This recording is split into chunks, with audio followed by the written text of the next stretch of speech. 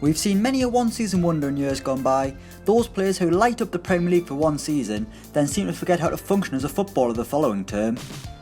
But while one-season wonders are a common occurrence, what about the half-season wonders?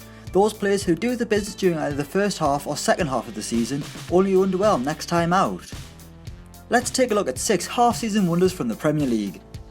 First up, we've got Papiss Cissé.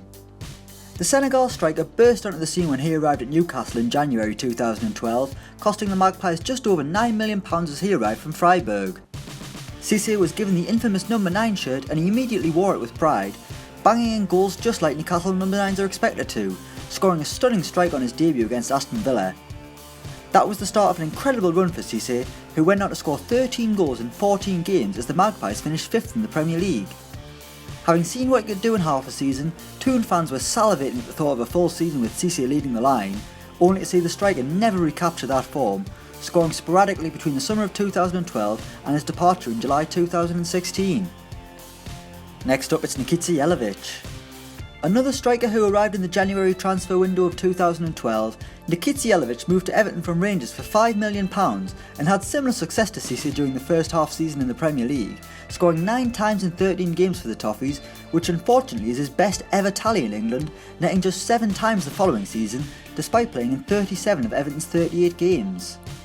Moves to Hull and West Ham didn't really turn things around for the Croatian, who is now playing his football in China, where scoring goals is a bit easier. Next up, we've got Andrei Arshavin. There was an incredible sense of excitement when Andrei Arshavin headed to the Premier League in the winter of 2009, as the Russian forward arrived through a snowstorm to steal a £15 million move to the Gunners. The hype was proved right early on, with Arshavin dazzling his way through Premier League defences, and then came that famous night at Anfield. Arsene Wenger's side drew 4-4 with Liverpool, where Andrei Arshavin scored all 4 of Arsenal's goals. The Russian was almost named Arsenal's Player of the Season, coming second despite only playing half of the season. But sadly Arshavin didn't kick on, and his performances began to fade as that night at Anfield became a distant memory, with Arshavin leaving in June 2013 after ending up a squad player at the Emirates. Up next, it's James McClean. A third player who made his mark in the second half of the 2011-12 season, James McClean hasn't been out of the headlines lately following his match-winning goal for Ireland against Wales, but it's almost been 6 years since the Irish winger burst onto the scene with Sunderland.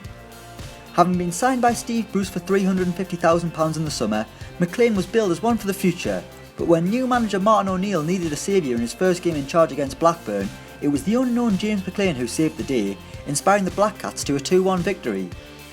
Defences didn't know how to handle McClean, whose raw power down the flank and crossing ability made him a fullback's nightmare, ending the season with 5 goals and 2 assists and a Young Player of the Year award at Sunderland.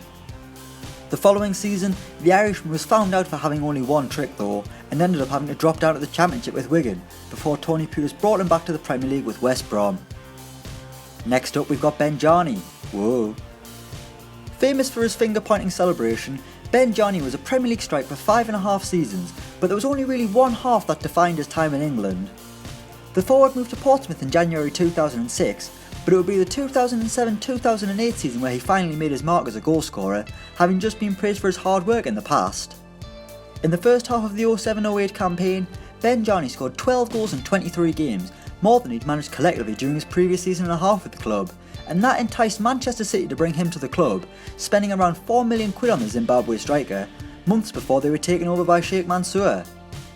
Benjani went back to his old self, ending his time at Man City with just 4 goals. So £1 million a goal really. And finally, it's Amr Zaki. The ultimate half a season man, Wigan took a strange punt in July 2008, paying Zamalek £1.5 million to loan Egyptian forward Amr Zaki for the season.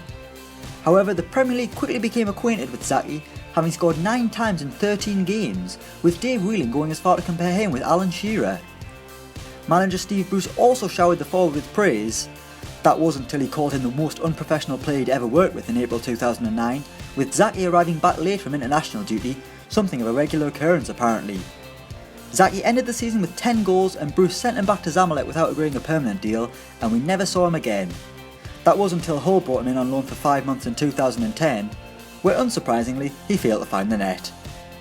So those are 6 half-season wonders from the Premier League. Let us know of any more in the comments below. Thanks for watching and don't forget to like, share and subscribe.